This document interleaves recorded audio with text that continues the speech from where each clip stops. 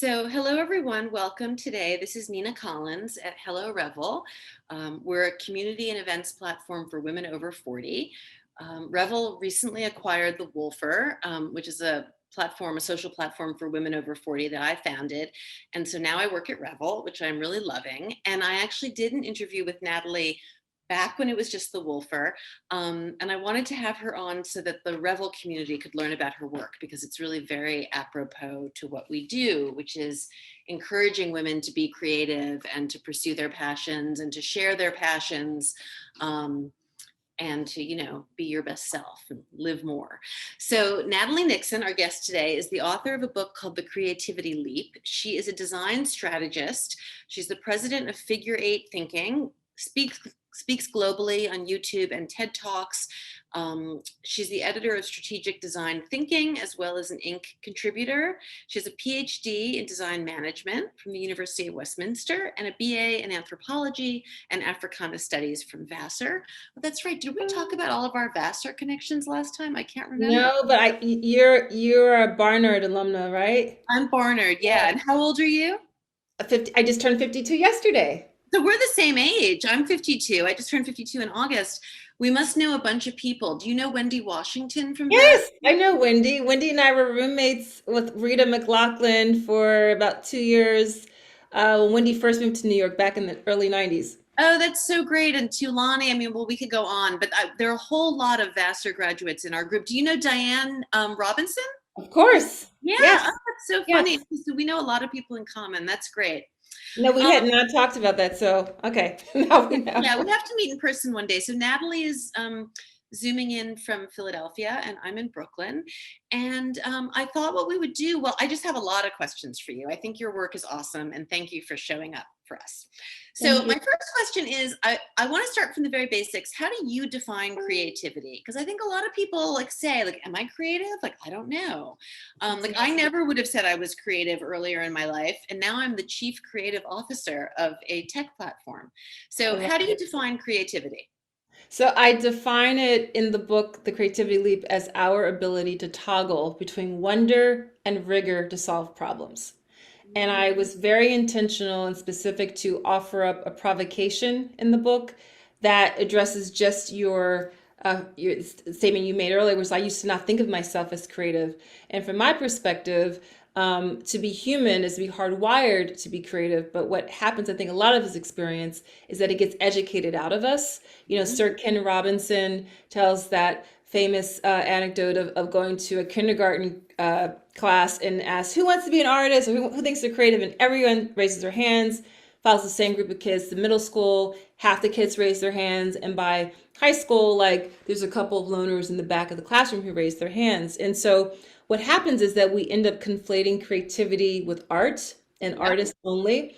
And so what happens is we end up ghettoizing creativity in the arts, which in my view is not fair to artists to have that burden only of artists are excellent at manifesting the ambiguity of the creative process, which requires both wonder and rigor. But if you think about creativity in the way I'm offering, that it's this toggling between wonder and rigor to solve problems and produce novel value, then you realize the most incredible engineers, techies, entrepreneurs, teachers, plumbers, farmers are super creative. Right. So it's a much wider net. It's actually, we're a Yes. lot more creative than we think we are.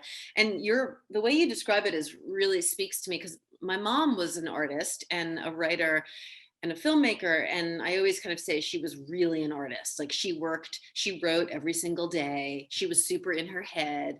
Right. So I always thought, well, I'm not that. And even now, as an adult, I'm a writer. I've published a book, but I don't think of myself as an artist the way she was an artist. But I Mhm. do think of myself now as creative. Now in my 50s, I've kind of realized how much Yeah, creativity I and I think that we should allow artists to be artists. They invest a significant amount of time and training and thought and energy into developing their skills as artists, as dancers, photographers, painters, um, singers, musicians, right? They are artists and they are creative, as well as other people who, if you think about it as toggling between wonder and rigor, are also. And I think it's particularly important right now for more of us to be rethinking how we think about creativity because, you know, newsflash, we the train has left the station in terms of this fourth industrial revolution.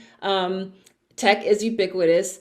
The great news about that to me is that it means there is more room and space for the human element and capacity in all of us to show up, and creativity is at the core of that.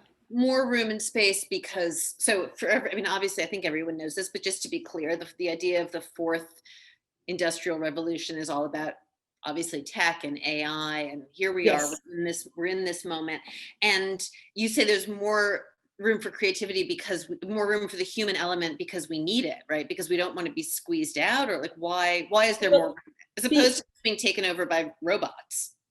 great question, because if now my Alexa app in the corner, as my start ding ding dinging, can start playing music for me, or robotics, or I just heard this great conversation on public radio today about work conditions at Amazon factories and robotics all over the place. If basic human repetitive tasks are being taken over by robots, then that's what I mean when I say there's more room for the human to show up. There's more room for what I actually call the three I's, which are inquiry, curiosity, improvisation, and intuition to Mm-hmm. show up. And the three I's are how we can more intentionally toggle between wonder and rigor to solve problems. At the end of the day, the algorithm is still going to need a human being to ask a better freaking question, right? The Yeah. algorithm is still going to need humans who can frame a question that gets to the meat of the matter. Now, Mm-hmm. even as I say that, I'm also well aware that when we talk about artificial AI is referring to not only artificial intelligence, but there's also this exploration of artificial imagination. So Mm. there's also this exploration of how machines can also mimic the randomness of God, human that's a thought. little scary, like scary and fascinating. I agree. That's I all of agree. this stuff is. I mean, the idea of artificial imagination. Yes. Yes. And So that there are music scores now that are, that are composed by computer generated. I should add exactly. for the audience that Natalie's father was a jazz musician, and she talks really beautifully about growing up with that. And your mom was creative too, right? Your mom, I think, did Well, as you pottery, say, artistic, right? So, artistic. so my dad learned to play the upright acoustic bass in the service. He entered the Air Force right out of high school, and he never played professionally, but he did play upright acoustic bass, and he was a big jazz head. So I grew up in a house full of both Blue Note jazz record collections, but also my mom trained to be an opera singer Mm, and beautiful. studied voice throughout her teenage years. There's a story in family. She chickened out. She had horrible stage fright, and she never showed up to her audition at Oberlin Conservatory. So we don't know Uh, what would happen then. But she ended up studying languages and French. But I grew up hearing European classical music in the home as well. And actually, my mom, when she turned 50, she up and learned to play the cello. And she's now 80. She'll be 82 November, and she still plays. So she'll still hoist her cello onto her shoulder. oh, that's amazing. Yeah. Good for you. Lucky Yeah. you. It's just a My great mom, example of always learning. yeah, that's really beautiful. I wish I had that. That's very cool. So you grew up in a household that really, whether you were aware of it or not, really played on the idea of improv, right? I mean, That's jazz right. is improv, right? In a That's lot of right. ways. So it's super interesting what you ended up doing. So you talk about in one of your talks in the book the four shifts we need to make for this fourth revolution, industrial revolution. What are those shifts? Like, why is your work necessary? The work that I do in as a creativity strategist and really equipping people with techniques to amplify creativity in their work and their life are more important than ever because tech is ubiquitous and we need to amplify what it means to be uniquely human. And because I think COVID has really accelerated these kind of miniature existential moments that a lot of us are having, where we're questioning meaning and purpose in our work. And as it turns out, creativity is all about the business of meaning making. Yeah. when I talk about the four shifts we need to make, and I hope I remember all of them, but one shift is we have to shift away from only valuing deep expertise, right? And think about how we're educated. We're educated to kind of figure. I mean, some high schools will even have a specialization in engineering and science, or the performing arts, or whatever it is. Then if you're so fortunate, you get to college, you have to choose a major, and then you get narrower and narrower into your lane, and that is what is rewarded. However, that's not actually what's going to equip us to survive in increasingly VUCA environments that are volatile, uncertain, complex, and ambiguous. We cannot project manage or Gantt chart our way out of the type of complex challenges that a COVID pandemic, for example, gives us, or Yeah. systemic racism gives us, right? Yeah, So we have to we be able have to to. think in a lot of different directions. And Right. We have to be able to map out like multiple possible future scenarios. So shifting away from really only valuing my deep expertise to becoming a polymath is one shift. Another shift is away from only valuing silos and departments in our organizations and our learning systems to community. And even when I say that, I'm acknowledging that we need tribes. Like tribes are what ground us. Tribes are what give us identity, and we've got to move on from there and bridge network tribes in order to build community. so interesting. I love both of those points. I mean, so like at Revel or at the Wolfer, right now that the Wolfer's been acquired by Revel, the idea at Revel is that we want to bring in lots of different communities under a kind of umbrella of women over 40, so that women can find different tribes, right? You can be a Wolfer, but you can also, so that you can explore other kinds of expertise. So it is very, it's a, it's interesting. And I also think what you're talking about, like as a woman of 52 now, I'm so aware now that I have a lot of different areas of knowledge, and that's great. Whereas for a long time, I think I felt kind of self-conscious, like I hadn't done just one thing my entire career, or, Totally. and I think a lot of women our age relate to this. So kind of embracing, and maybe that's why I feel more comfortable now saying I'm creative or feeling creative, because I'm I aware think that, so. It's yeah. it's like giving up the ruse. I also talk about the future work being a time when we have to stop showing up to work in drag.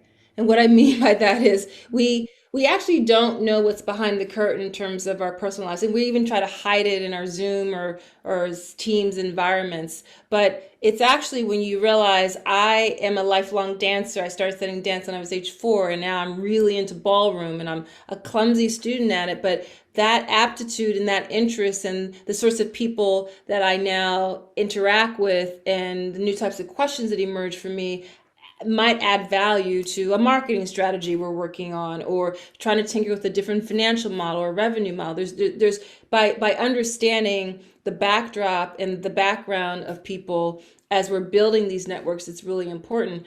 And speaking of jazz, that was a model that I really began to appreciate in order to understand org behavior, org design, because jazz music, improvisation, creativity, these are all complex systems, which in plain English, as plain as I can make it, means that they are adaptive, they're emergent, they're self organizing, and they are this really cool word, chaotic. They Wait, what require is both. wait, how do you spell chaotic, and what does it It, mean? it's spelled Chaordic, chaotic. And it's actually a word that D Hock made up. D Hock was the first president of Visa, the credit card company. And he was a big naturalist. And when he was given this task to lead this global organization based on the virtual exchange of currency, I mean, think about this. This is like Wait, even 19. that you're telling me this person was a naturalist and he ran a huge credit card company, those things don't Yes. sound like they go together. In the 1950s, late 1950s, maybe 61, late 50s, early 60s, and he's like, how am I going to lead this organization, and how might I lead it differently? And he's walking through the woods, and he's like, what if it could be lot more the way I see nature organized? And nature has chaos, and it also has order. And it's important to remember that chaos is not anarchy. Chaos is randomness. And order is not control. Order is structure. And the great American dancer choreographer Twyla Tharp famously wrote in her book, The Creative Habit, that before you can think out of the box, you got to start with a box. So, what a lot of people misunderstand about improvisation is that it's not actually, oh, do whatever you feel like. And creativity is certainly not do whatever you feel like because it needs the wonder and the rigor. Improvisation needs the boundaries so we know how we can stretch out up against and rebound off of them. So for a jazz musician, the boundaries are they know music theory, they practice incessantly, the composition has a beginning, a middle, and an end. You're playing in a certain key and there's a chord progression. And but what that allows for is that there's actually no such thing as a mistake. It's all about the build. And if we could design our organizations in a way that were much more chaotic and allowed for more fluid structures. See, creativity loves constraints. It's not like you do away with the constraints, but it's the constraints on time, the constraints on financial resources, the constraints on we don't have all the exact right people in place that actually creates this compression to generate the badass ideas that are necessary. So cool. I love I mean, I'm a big fan of boundaries. So it's interesting to think, I think of emotional boundaries in relationships, but to think about it also in terms of work and creativity and design is really interesting. And you're right. If you're designing a house, you have boundaries, right? You have costs, you have space limitations, you have, so whatever your, so when you think about, say, writing a book or writing an article, it can often feel incredibly overwhelming, right? The blank page is so hard. Mm. But for writers, like, thinking of an outline or thinking of what's going to give you some structure to allow yourself to work within it is interesting to think about. And I understand the idea of rigor. I mean, sorry, wonder as it applies to your theory, but I don't totally understand the rigor part. Like, Cool. So, this was not a linear process at all, the way I can explain it now, in terms of how I came to understand how I like to think about creativity, how I hope more people embrace creativity. But let me just first unpack wonder and rigor. So, wonder is about audacity and asking big blue sky what if questions and deep curiosity. Wonder is also about awe and it's about pausing. And that I cannot emphasize enough because it's really hard to wonder when you're going 80 miles an hour. And I feel like the pandemic has been the universe's collective cautionary tale to sit our collective behinds down and pause, right? And some of us have done well with that, and others of us have not, but it's a huge opportunity. So that's wonder, right?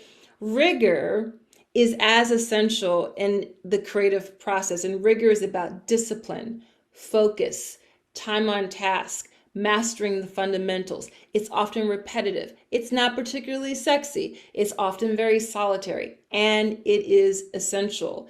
So if you have had any sort of artistic practice, then you're well aware of the wonder and rigor. It's like if I go back to my experiences studying dance, you don't get to leap across the stage right away. You don't get to all do three, right? It is grungy, it is sweaty, it is hard, it is repetitive, and there are a lot of fundamentals to master the boundaries before you can fluidly move throughout.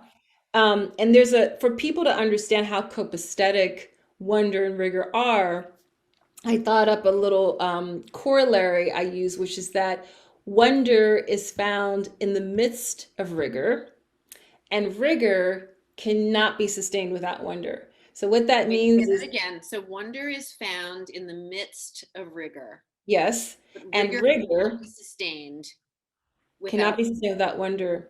And what that means, so let's think for whatever is for you is a rigorous Say task. writing, because like writing is all rewriting, right? Writing is Right? Yeah, yeah. And for me, I actually write in what I call rigor sprints.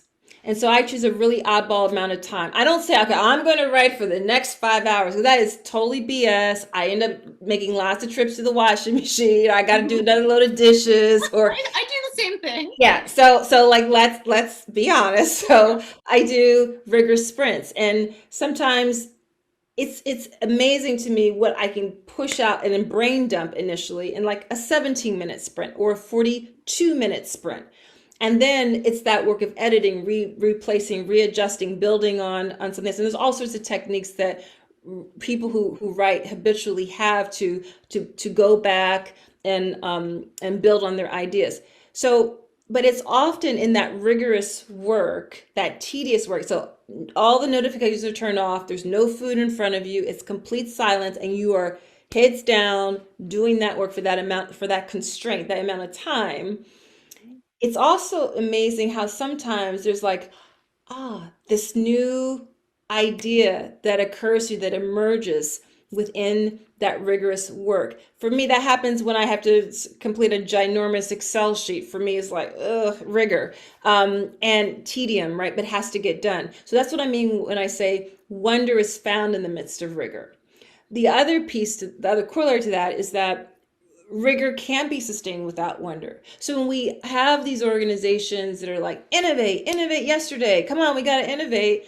And you're, Zoom palooza, meeting to meeting, no time to really pause or rest, you'll never truly innovate. You might do a lot of copy pasting, but you won't really innovate, because that is not a sustainable way to work, to live. You Yeah. have to, you will burn out Yeah, unless no, this really speaks to me. I mean, I do feel like I work in spurts also. I can get a lot done, and then I'll need a day where I do nothing, or I look at them staring at the sky or the wall, kind of. Well, Um, I actually advocate daydream breaks throughout the day. Like we budget money, we have to budget time, and you have to, in my view, budget time to daydream. And this is not meditation. Like meditation, I find really hard. Like because meditation requires mental energy, focus. You got to like get your mind back to that whatever you're focusing on, right? That yeah, requires a lot of practice. Daydreaming is the prompt are clouds yeah, floating, right? An ant crawling on the sidewalk. And what that's doing is it's letting your brain, the neural synapses that are firing away in the frontal lobe when you're doing that heads down work, gets to pause, and you're exercising the neural synapses in other regions of the brain. And it's actually that interplay in all of those regions of your brain that where all the kinesthetic interesting ideas begin to synthesize and emerge. And that's why it's so important to pause and doing it daily. I gave a keynote the other day where I challenged the group to, for the next 7 days, just as an experiment, give yourself 5-minute daydream breaks daily, which doesn't seem like a lot, but it's just amazing. one 5 minute a day. Start. That's more than what most people are doing. So start there, I and you'll love be that. amazed at how recharged and re-energized and new things that occur to you when you come back to Yeah. the work at I hand. mean, I don't know if you find this, but I definitely feel like I'm creative often, like late at night, I'll have an idea, like I'll just be kind of lying in bed and thinking, and then I jot it down. And so yeah, allowing your mind to just wander and be like, when I'm feeling overwhelmed, I go to bed, I go to my bedroom, Good. like sit. And so I want you to tell me one more time before we sign off, chaotic, use it in a sentence. I want to Um, absorb this word. um, Jazz is a chaotic system. Um, when when um, I don't know, when I wonder as I walk, I'm having a chaotic moment. The because forest is because you're chaotic. observing chaos. So one example I gave of a chaotic system is jazz music. Mhm. Another example is the way our bodies heal.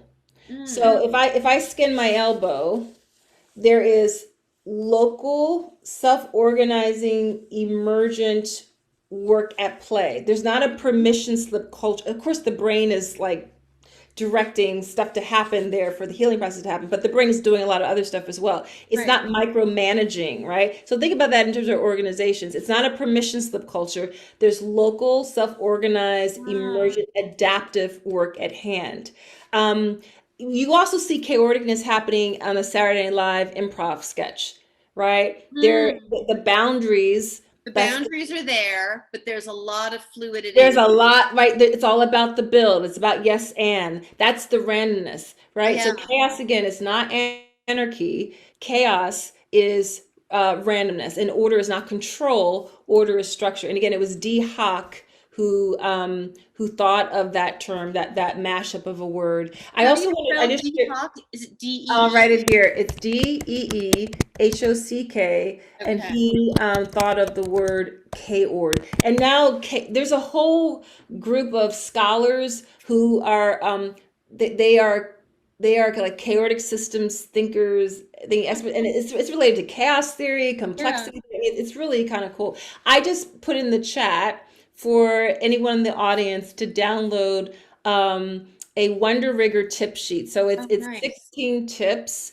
of how in your life and in your work you can consistently amplify and practice both wonder and rigor. So check out that link in the That chat. is great. Thank you, Nat. And I also ordered, Natalie has a game. It's like Oh, one of those it's like a deck of cards, and it's the Wonder Rigger deck of cards, and it's very, very cool, which I actually have on my desk at my other house. thank you. Thank you. And one of the members of the audience wanted to be reminded of the 3 I words, which I also really loved: inquiry, improvisation, and intuition. I think the third one That's was, right. right? That's right. Yeah.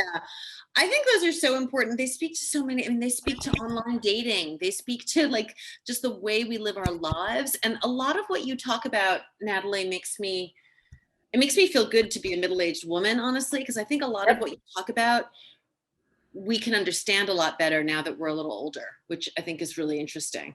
Well, one of the things I might have talked to you about this, Nina, one of the reasons I love getting older, aging is about acceptance, Mhm. but the other thing aging gives me is perspective, right? We're able to zoom out. We're able to just have a very different perspective about choices we've made, interactions we've had. Um, Seeing the relative importance or lack thereof. And it's a very liberating moment to be Yeah. at. I've always jokingly said that the 20s suck because you have so many ideas, but no one really takes you seriously. You don't really have the resources to make them happen. Your 30s are for seeding. I think seeding ideas, maybe seeding family. I was a very odd teenager child. I always looked forward to being in my 40s. Because I was so awkward. I was like, when I'm in my 40s, I'll finally be pretty Oh and my God, it's so hard I'll to imagine. You're so beautiful. But I've even noticed that. I look back at some pictures of myself younger. I think, oh God, I look really awkward. well, that's how I was feeling, right? And then I'm 52 like you, and for me, it just keeps getting better because it's this combination of self-love, self-compassion, Yeah. perspective, not taking myself so seriously, Yeah. and being bold enough to, those 3 I's of inquiry, improvisation, and intuition. Think about how we don't touch those things in MBA programs, medical school, law school. Yeah. Yet, in my research, every successful leader manifests, practices, focuses on those things in order to be better strategic leaders. They're Hmm. really important.